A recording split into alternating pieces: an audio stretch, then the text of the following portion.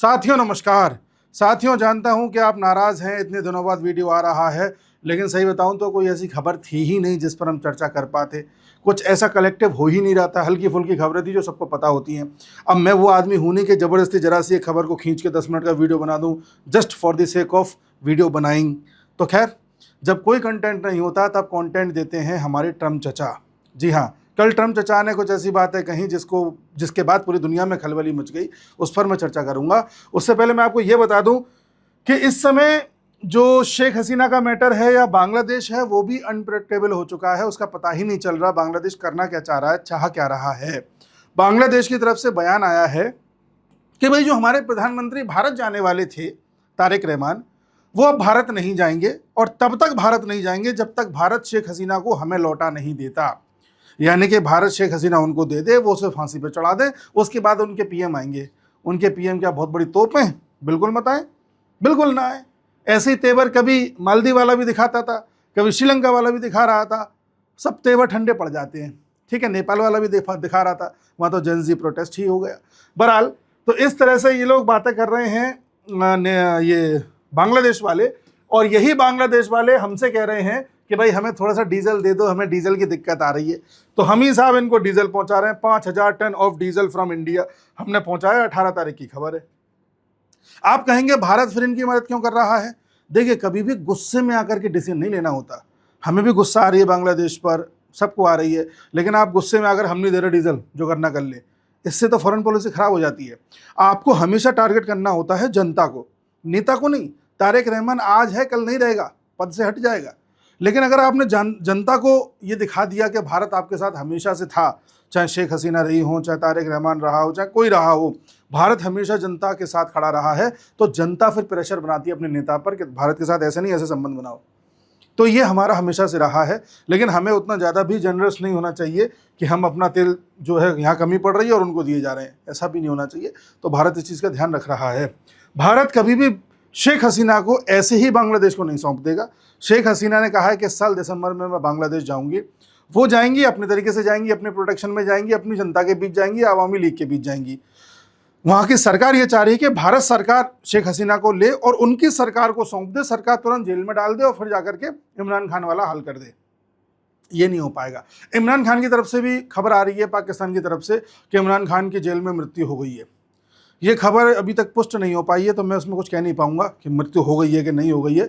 लेकिन कई जगहों से इस तरह की खबर उड़ाई जा रही है। कई बार इस तरह की खबरें उड़ाई भी जाती हैं जिससे कि जनता को उकसाया जा सके, सड़कों पर लाया जा सके। बाकी वक्त बताएगा क्या हुआ है क्या नहीं हुआ है। अब आते हैं ट्रम्प चचा पर। ट्रम्प चचा क्या कह रहे हैं? ट्रम्प चचा पे आने से पहले बता दूं, यही बांग्लादेश इस समय बड़ा इंटरेस्टेड है चाइना के पास जाने में। चाइना के पास अभी गया था, मैंने बताया था पिछले महीने। चाइना की विजिट पे इन्होंने बात करी है कि आइए हमारे यहाँ तीस्ता नदी के आसपास प्रोजेक्ट लगाइए और हमको तीस्ता के पानी को ज़्यादा से ज़्यादा उपयोग करने लायक बना दीजिए। तीस्ता नदी वही है जो सिक्किम से होती हुई फिर बांग्लादेश में जाती है। अगर तीस्ता नदी के पास आकर के चाइना किसी प्रकार की कोई डेवलपमेंट करता है तो चाइना कहीं ना कहीं भारत के ये जो सिलीगुड़ी कॉरिडोर है इसके पास आकर के बैठ जाएगा बांग्लादेश में। तो भारत नहीं चाहेगा ऐसा हो। यही बांग्लादेश चाइना से कह के आ गया कि मोंगला पोर्ट बना लो आप, तो फिर हमारे बे ऑफ बंगाल में भी चाइना आ जाएगा। तो बांग्लादेश हर संभव प्रयास कर रहा है भारत को प्रेशराइज करने के लिए। बांग्लादेश ये दिखाना चाह रहा है कि भारत, तुमने हमको 3 साइड से घेर रखा है, लेकिन देखो हम चाइना के साथ मिले हुए हैं। यही बांग्लादेश अभी गया था मलेशिया के पास भी, इनसे ही मुलाकात करके आया। मलेशिया वही है, जब हमने 370 हटाई थी तो मलेशिया को बड़ी दिक्कत हो रही थी। मलेशिया को भी कई बार इस्लामिक राज्य होने का अहंकार जाग जाता है। तो इस समय इस तरह की यात्राएं करके ये भारत पर प्रेशर बनाने की कोशिश कर रहा है। लेकिन आज आप मेरा वीडियो सेव कर लेना, ये अंत में आएगा भारत के पास ही। मालदीव वाला भी यही कर रहा था। ये इनका मॉडस ऑपरेंडी है, बाद में यहीं आएंगे। क्यों आएंगे इस पर मैं आऊँगा। ये बात अभी ट्रम्प चचा का स्टेटमेंट बताएगा कैसे। ये है ट्रम्प चचा का स्टेटमेंट। ट्रम्प चचा ने साउथ कोरिया से कह दिया है कि भाई अब हम तुम्हारे साथ रेगुलर ड्रिल्स नहीं कर पाएंगे, उस तरह से मिलिट्रीली आपके साथ नहीं खड़े हो पाएंगे जैसे खड़े हो रहे थे। कारण है कि जब हम ईरान में लड़ रहे हैं तो तुम हमारे साथ नहीं खड़े हो, पहला पॉइंट। और दूसरा, हम बड़ा कंफर्टेबल फील कर रहे हैं किम जोंग उन के साथ, क्योंकि वो हमारे फ्रेंड की तरह है, ट्रम्प का कहना है। और उन्होंने मुझे किसी तरह से कोई परेशान नहीं किया, तो he is like my friend. But south Korea, तुमने मेरे साथ दगा किया है, मैं तुम्हारे को अब उतनी मिलिट्री नहीं दे पाऊंगा। इनकी हर महीने ड्रिल्स होती रहती हैं साउथ कोरिया की और अमेरिका की। अब आप तुरंत अंदाजा लगा लेंगे जो मैं कई महीनों से वीडियोस में कह रहा हूं, अभी आप निष्कर्ष पर पहुंचेंगे और आपको पता चल जाएगा कि जो लोग ये कहते हैं ना कि ट्रंप का कुछ पता नहीं, ट्रंप कब क्या कह जाता है, सरफिरा ना, इस दुनिया में कोई भी एक्टिविटी जो जियोपॉलिटिकल लेवल पर है वो यूं ही नहीं हो जाती, वो सरफिरे अंदाज में नहीं होती है, सब कुछ बड़ा फिक्स्ड है। क्या है अभी आप जान रहे हैं, देखिए है ये साहब कि आपको पता है कि यूएसए कहता है कि मैं कनाडा की भी रक्षा करूंगा, मेक्सिको की भी करूंगा, थोड़े बहुत यहाँ के देशों की करूंगा, पूरे के पूरे यूरोप का ठेका ले रखा है नेटो के रूप में, ये आपको पता ही है। इसके अलावा जिन देशों का ये मसीहा बनने की कोशिश करता है, ठेका लेता है सुरक्षा की, या इनके सारे ड्रिल्स करता है ज़्यादा से ज़्यादा, उनमें से एक है ऑस्ट्रेलिया, इनमें से एक है जापान, इसमें से एक है साउथ कोरिया, फिलीपींस के साथ भी एंगेजमेंट है, ठीक है। ऐसे छोटे मोटे और देश हैं, यहाँ पर इसके कई सारे बेसिस भी हैं यूएस के। तो यूएस ने अपनी उपस्थिति बेसिस के रूप में भी यहाँ दर्ज करा रखी है, ये पपुआ न्यू गिनी यहाँ पर भी दर्ज करा रखी है, तिमोर लेस्ट में भी करा रखी है, और इस जगह पर तो है ही। बहरहाल मैं भी जो बात कर रहा हूँ, मेन देश जिनकी मैं चर्चा करना चाह रहा हूँ वो ऑस्ट्रेलिया है, न्यूजीलैंड को भी ले लेते हैं, चलो बगल में ही है। ऑस्ट्रेलिया, साउथ कोरिया, जापान जैसे देशों की बात कर रहा हूँ। किस तरह से अमेरिका ने नेटो को कमज़ोर कर दिया या नेटो में इंटरेस्ट दिखाना बंद कर दिया, किस तरह से अमेरिका लगातार यूरोप वालों को धमकाता आया, किस तरह से ट्रंप अपने बगल में जर्मनी, फ्रांस, इटली, यूके, इन सब देशों के राष्ट्राध्यक्षों को बिठा करके ऐसे ह्यूमिलेट करता था जैसे ये जूनियर बच्चे हैं और ये प्रिंसिपल है कहीं का। किस तरह से ट्रंप ने ये भी दर्शा दिया इन लोगों को कि कल को तुम पर कोई आफत आएगी तो मेरे से ज़्यादा उम्मीद मत रखना। तो यानी कि इनकी सुरक्षा की जो ज़्यादातर गारंटी टाइप की थी वो अमेरिका ने वापस ले ही लिए। नेटो एक तरीके से कुछ ज़्यादा असरदार तो दिख नहीं रहा, अगर दिख रहा होता तो सबके सब जा करके अमेरिका की तरफ से ईरान पर लड़ रहे होते, तो लड़ तो रहे नहीं है। उसके बाद अमेरिका ने एक दो बार यहाँ भी कहा कि देखो ये जो डीगो गार्सिया है, डीगो गार्सिया पर इस तरह से मॉरिशस का अधिकार नहीं होना चाहिए, यूके को उस तरह से वापस नहीं आना चाहिए। अब यूके के पास इतनी कैपेसिटी नहीं है कि दुनिया भर में अपना जाल फैला के रख सके जैसे पहले रख पा रहा था। धीरे धीरे यूके कमज़ोर हुआ, उसको दुनिया से वापस लौटना पड़ा, दुनिया में जो आइलैंड्स पर कब्जा था वो छोड़ करके वापस अपने देश तक सीमित होना पड़ा। अब यूके की समस्या ये हो गई है कि अभी बेंजामिन नेतन्याहू ने बयान दिया 2 दिन पहले, इजराइल के पीएम ने, कि यूनाइटेड किंगडम आने वाले समय में एक इस्लामिक रिपब्लिक बनने वाला है और ये पहला ऐसा इस्लामिक रिपब्लिक होगा जिसके पास परमाणु बम होगा। अब सवाल ये उठता है, क्या कोई इस्लामिक रिपब्लिक और ऐसा नहीं है जिस पर परमाणु बम हो? पाकिस्तान नहीं है क्या? पाकिस्तान इस्लामिक कंट्री नहीं है या उसके पास परमाणु बम नहीं है? हैरान करने वाला स्टेटमेंट है। मैंने इस पर एक रील बनाई थी, शॉर्ट्स बना के डाला था, आप गौर करिए, जैसे ही बयान दिया था तुरंत डाल दिया था मैंने।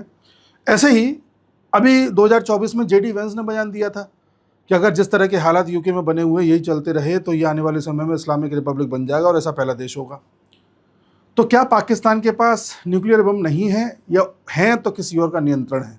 अब आपके सामने ये थ्योरी भी आ चुकी है कि पाकिस्तान के पास जो न्यूक्लियर बम है वो एक्चुअली यूएस के नियंत्रण में है और वो यूएस के ही हैं एक तरीके से। यूएस जब चाहे जैसे चाहे उनका इस्तेमाल कर सकता है, वरना जो यूएस ईरान को परमाणु बम नहीं बनाने दे रहा, उसके लिए पूरी दुनिया से इस समय लड़के बैठा हुआ है, वो पाकिस्तान को बनाने देता नहीं। तो इसीलिए भारत ने भी पाकिस्तान का जो न्यूक्लियर थ्रेट था या न्यूक्लियर ब्लफ था उसको पिछले साल ध्वस्त कर दिया जब हमने किराना हिल्स पर अटैक किया था।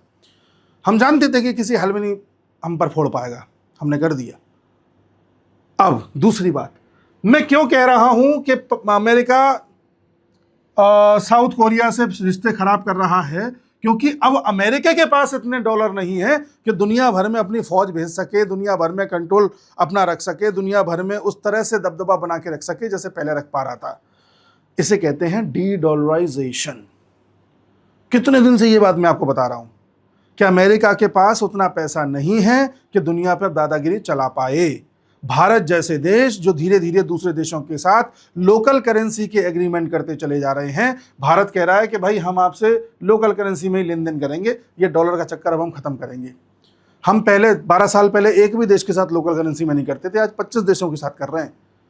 ब्रिक्स अपने आप में मजबूत होकर के निकल रहा है। जिस रशिया को दबाने के लिए अमेरिका ने हर तरह के सैंक्शंस लगा दिए, वहां का डॉलर फ्रीज कर दिया, वो रशिया दबा ही नहीं, उल्टा 2 साल पहले जो उसकी अर्थव्यवस्था थी आज उससे बेहतर कर ली है उसने। जिस चाइना को दबाना चाह रहा है अमेरिका, उसे नहीं दबा पा रहा।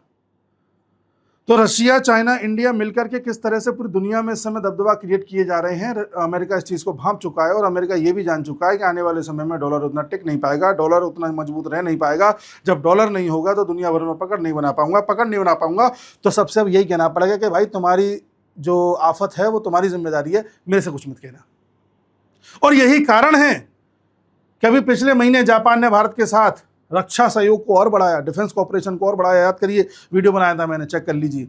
मैंने कहा था कि जापान भारत के साथ क्यों इतनी ज़्यादा डिफेंस कॉपरेशंस बढ़ा रहा है, जापान क्यों भारत के साथ जो है नवल एग्रीमेंट्स कर रहा है, नेवी में रेडियो एंटीनास की व्यवस्था करवा रहा है, यूनिकॉर्न जिसका नाम था। जापान क्यों भारत में इतना इन्वेस्टमेंट कर रहा है? क्योंकि जापान को ऐसे देश की ज़रूरत है जो एक बड़ा मार्केट हो, जो जापान को भविष्य में सहयोग कर सके मैन्युफैक्चरिंग हब के रूप में, उसकी करेंसी चलाने के रूप में। क्योंकि जापान के पास इस समय जो सबसे ज़्यादा फॉरेक्स है, या जो कहें कि सबसे ज़्यादा बॉन्ड्स हैं, वो डॉलर में है, ट्रिलियन में है। 1.3 ट्रिलियन डॉलर ऐसा कुछ है, आंकड़ा मेरे को याद नहीं है, पर 1 ट्रिलियन से ज़्यादा है। बॉन्ड का मतलब होता है कि जापान अगर ये बॉन्ड किसी को दे तो बदले में उसे डॉलर मिल जाएंगे। उन डॉलर का जापान करेगा क्या जब डॉलर उतना चलेगा नहीं? तो इसलिए धीरे धीरे जापान इन बॉन्ड से भी छुटकारा प्राप्त कर रहा है। जापान धीरे धीरे संकेत दे रहा है कि देखो अमेरिका का डॉलर कमजोर हो रहा है, इसलिए हम भी इससे छुटकारा प्राप्त कर रहे हैं। और हम ये जानते हैं कि कल को हम पे संकट आ गया तो हमें अमेरिका बचा नहीं पाएगा, इसलिए हम नए नए रास्ते तलाश रहे हैं। जापान समझदार है, और समझदार साउथ कोरिया भी है। साउथ कोरिया को भी पता था कि आने वाले समय में होगा क्या, आने वाले समय में होगा क्या। मैंने क्या कहा कि लगता है कि जियोपॉलिटिक्स में जो हो रहा है बड़ा अनप्रेडिक्टेबल है। मैंने लिखा भी है शीर्षक में, लेकिन सब प्रेडिक्टेबल है और हम प्रेडिक्ट कर चुके हैं पहले। साउथ कोरिया का डिफेंस के मामले में अगर आप देखोगे तो उसका बजट है केवल 2.5% उसकी जीडीपी का, केवल 2.5%। लेकिन उसकी आर्मी दुनिया में 5वें नंबर पे आती है जी। यूएस, रशिया, चाइना, इंडिया के बाद आती है। अच्छे खासे हथियार बना चुका है। साउथ कोरिया की जो इकोनॉमी का साइज है 1.7 ट्रिलियन डॉलर है। और नॉर्थ कोरिया की का कितना है? नॉर्थ कोरिया की है 35 से 40 बिलियन डॉलर। बस नॉर्थ कोरिया अपनी जीडीपी का 25% खर्च करता है डिफेंस में। लगेगा कि नॉर्थ कोरिया तो 25% कर रहा है और ये केवल 2.5% कर रहा है, तो ज़्यादा तो ये कर रहा है।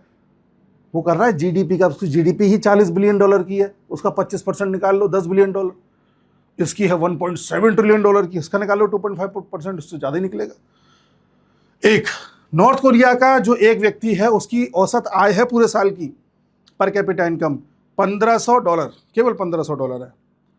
साउथ कोरिया के एक आदमी की सालाना आय है, औसत आय $36,000। लेकिन साउथ कोरिया के साथ एक पंगा है। पंगा यह है कि साउथ कोरिया में लोग सुसाइड बहुत करते हैं। Organisation of economic corporation and development 38 देशों का एक समूह है, अमीर अमीर देशों का। OECD कंट्रीज़ में सुसाइड के मामले में साउथ कोरिया नंबर 1 है। तो जहाँ जहाँ कैपिटलिज्म होगा वहाँ पर लोगों को पैसे वाला बनने की हाय होगी, उनको होड़ होगी, वो हर किसी से आगे निकलना चाहते होंगे, ज़्यादा से ज़्यादा पैसा कमाना चाहते होंगे, बहुत सारी आकांक्षाएं और लक्ष्य तय कर लेते हैं और हर लक्ष्य वो प्राप्त कर पाए ऐसा हो नहीं पाता। इसके बदले में फ्रस्ट्रेशन आता है, फ्रस्ट्रेशन आता है तो फिर स्ट्रेस होता है, स्ट्रेस होता है तो नींद नहीं आती, नींद नहीं आती तो गोली खाते हैं, गोली से भी काम नहीं चलता तो धीरे धीरे डिप्रेशन में चले जाते हैं और कई लोग सुसाइड भी कर लेते हैं। ये नेगेटिव इम्प्लीकेशन है कैपिटलिज्म का। तो नॉर्थ कोरिया, जिसको ट्रंप पिछले कार्यकाल में ये कह रहे थे कि मेरी टेबल के नीचे एक बटन है, अगर मैं दबा दूं तो नॉर्थ कोरिया उड़ जाएगा। फिर किम जोंग उन कह रहा था कि मेरे पास ऐसी मिसाइल है कि पूरा अमेरिका को उड़ा सकता हूँ, हाइड्रोजन बॉम्ब है, तमाम तरह के तो बॉम्ब बना के बैठा है। तो पिछले कार्यकाल में ट्रंप जो नॉर्थ कोरिया के पीछे पड़े हुए थे, इस बार अचानक से नॉर्थ कोरिया के प्रति इतना ज़्यादा हृदय इनका पिघल क्यों गया? क्योंकि ट्रंप को एक खतरा तो नहीं कहेंगे, लेकिन एक हिंड्रेंस सता रहा था, हिंड्रेंस, अवरोध।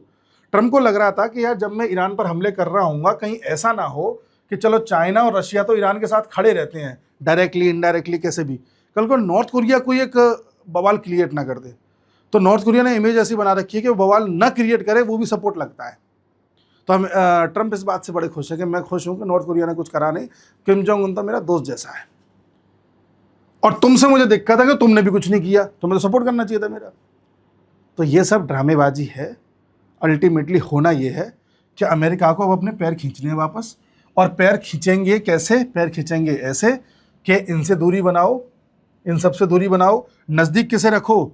मैक्सिको को अपने पास रखो, कनाडा को अपने पास रखो, और इन सबको, ये वेस्टर्न हेमिस्फीयर की जो बात आ रही है ना, इन सबको अपने साथ रखो, बस दुनिया में फैलने का समय खत्म हो चुका है। अब आइए दूसरी थ्योरी पे। दूसरी थ्योरी क्या कह रही है? अमेरिका जिस तरह से ईरान से लड़ रहा है, आए दिन अपने अड़ोस पड़ोस के जितने भी यहाँ पर देश हैं, जैसे आप देखिए कतर है, ओमान है ना, बहरीन है, कुवैत है, यूएई और सऊदी तो खैर चलो उसके साथ ही खड़े हैं अभी। ये जो छोटे मोटे देश हैं इनको भी अमेरिका धमका रहा है आजकल। क्या ऐसा है, तुम लोगों ने अगर मेरा सहयोग नहीं किया तो फिर देख लेना। सहयोग किस में करना है? ईरान के साथ पीस डील करने में, कोई ना कोई डील करने में, और वो हो नहीं पा रही है। इनको ये धमका रहा है। अब इनको धमकाने से क्या होगा कि ये भी एक लिमिट तक धमकेंगे, उसके बाद कह देंगे अमेरिका ऐसा है, तुम्हारी धमकी अपने पास रखो, ठीक है, हमने तुमसे जो डील करी थी ना कि हमारा तेल केवल डॉलर में बेचेंगे, जैसे पेट्रो डॉलर कहते हैं, अब ये डील हम खत्म कर रहे हैं, हम अपना तेल अब चाहे किसी भी करेंसी में बेचें, तुम अपना डॉलर लेके चले जाओ। जिस दिन ऐसा हो गया, that will be the last day of the dollar. Last day मतलब डॉलर के प्रभुत्व का आखिरी दिन होगा। तो अब भी अगर आप नहीं समझ पा रहे कि दुनिया में चल क्या रहा है, तो इससे ज़्यादा प्रूफ क्या लाऊं?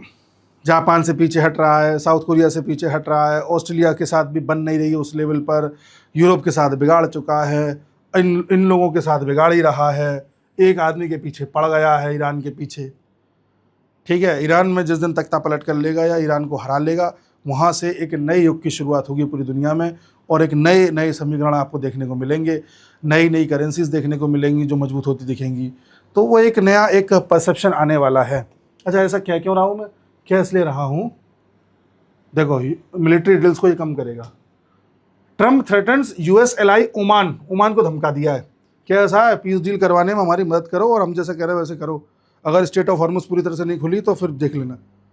ओमान क्या करे यार, लड़ने तुम आए हो, ठीक है। ट्रंप ने कहा कि नॉर्थ कोरिया के Kim has responded to his request for a conversation. हाँ, कॉन्वर्सेशन के लिए रेस्पॉन्ड किया है। उन्होंने कहा है कि हम ट्रंप से बिल्कुल बात करेंगे। तो दुनिया में इस समय ये सब जो चल रहा है, ये है नए युग की शुरुआत। अब आप मुझे एक छोटी सी बात बता दीजिए, इसका जवाब आप खुद दे दोगे और समझ जाओगे कि मैं रेगुलर वीडियोस को नहीं लाया था, क्योंकि मुझे पता है कि आपको सब पता ही होगा। जवाब दीजिए। जो अमेरिका समय के साथ यहां से भी पीछे हट लेगा, क्योंकि इनकी भी सुरक्षा गारंटी लेके बैठा हुआ है। जो अमेरिका इनसे पीछे हट चुका है, जापान से साउथ कोरिया से पीछे हट चुका है, फिलीपींस में भी अमेरिका का काफी हस्तक्षेप था, लेकिन अब फिलीपींस भारत से ब्रह्मोस ले रहा है। ऑस्ट्रेलिया में कुछ ज्यादा इसकी दिलचस्पी दिख नहीं रही है। जो अमेरिका हर जगह से वापस जा रहा है, क्या वो पूरी ताकत के साथ इस सुअर का सपोर्ट करने आएगा कभी? पाकिस्तान का भाई, पाकिस्तान अभी तक क्यों एग्जिस्ट कर पा रहा था? क्योंकि पीछे अमेरिका खड़ा था। अमेरिका डॉलर दे रहा था, अमेरिका हथियार दे रहा था। जब जब अमेरिका थोड़ा इंटरेस्टेड नहीं था तो चाइना से भी मदद आ रही थी। अमेरिका कह रहा था ठीक है चलने दो। कभी आईएमएफ से लोन दिलवा दिया, कभी वर्ल्ड बैंक से सहायता करवा दी, कभी किसी देश से कह दिया, सऊदी से कह दिया अगर जरा पहुंचा देना पाकिस्तान को, कभी यूएई से कह दिया कि जरा थोड़ा लोन दे देना। अब अमेरिका क्यों इंटरेस्ट दिखाएगा? अमेरिका कहे यार तू पाकिस्तान मर रहा है, मर, भाड़ में जा, एक काम करता हूँ मैं अपना हिस्सा ले लेता हूँ। तो वो ट्रंप बात पहले ही कर चुका है कि देखो, ट्रंप ने कह दिया है कि मैं बलूचिस्तान में बहुत इंटरेस्टेड हूँ, मुझे यहाँ के मिनरल्स चाहिए। तो अगर हम ट्रंप को ये कहें कि बलूचिस्तान को हम अलग करके दे देना यार, आराम से इसका आप जो करना करिए, ट्रंप को क्या दिक्कत होगी? यानी कि अगर हम पीओके वापस ले लेते हैं तो ट्रंप का क्या लेना देना? इसलिए रशिया आश्वस्त है कि हम एक रेल बनाएंगे जो रशिया से सेंट्रल एशिया होते हुए भारत पहुंचेगी, और भारत वो तभी पहुंच पाएगी जब वो अफगानिस्तान पहुंचेगी, और अफगानिस्तान से भारत वो तभी आएगी जब अफगानिस्तान भारत का बॉर्डर लगेगा, वो तभी होगा जब पीओके वापस आ जाएगा। ध्यान रखना, रशिया सब जानता है कि अगले 5 साल बाद, 10 साल बाद, 15 साल बाद, 20 साल बाद होने क्या वाला है। उसकी एक्टिविटी अपने आप बता देती है कि आने वाले फ्यूचर में क्या होने वाला है। 2022 में यूक्रेन पर जो हमला रशिया ने किया, वहीं से दुनिया के समीकरण बदलना स्टार्ट हो गए थे, वहीं से समझ में आने लग गया था कि अब आने वाले समय में होना क्या है। तो रशिया का जो ये कहना है कि सीधी रेल भारत पहुंचाएंगे, तो रशिया जानता है कि पीओके अब आया कि तब आया, तो इसके भी रास्ते क्लियर है। ये सारी कड़ियाँ जुड़ी हुई हैं आपस में। इसीलिए मैं बड़े कॉन्फिडेंटली कई बार आप लोगों के सामने आके कह देता हूँ कि वो पीओके आने वाला, टेंशन मत लो। कॉन्फिडेंटली कह देता हूँ कि टेंशन मत लो, रुपया मजबूत हो जाएगा। ये जो $1 में 95 रुपये हो गए, इस पर क्या कहेंगे आप? मैं इसलिए कुछ नहीं कहता, मुझे पता है 2-3 साल बाद सारी पिक्चर क्लियर हो जाएगी। ठीक है जी। तो पूरी कहानी ये है। उम्मीद है मैं अपनी बात आपके सामने रख पाया हूँगा, और टेंशन मत लो, रेगुलर वीडियोज़ आते रहेंगे। अब ट्रम्प चचा डेली कुछ ना कुछ मसाला देंगे, है ना। और हमारी जो इंटरनेशनल अफेयर्स की बुक है वो आप परचेज़ कर लेना, उसमें सारा स्टैटिक पोर्शन है। कभी वीडियो ना आए करे तो उससे पढ़ लिया कीजिए, तो आपके बहुत सारे बेसिक कॉन्सेप्ट क्लियर हो जाएंगे, काफ़ी हिस्टोरिकल चीज़ें क्लियर हो जाएंगी। ठीक है, लिंक दे रखा है मैंने, उसमें जा करके आप परचेज़ कर सकते हैं। मैं मिलता हूँ अगले वीडियो में, तब तक के लिए नमस्कार।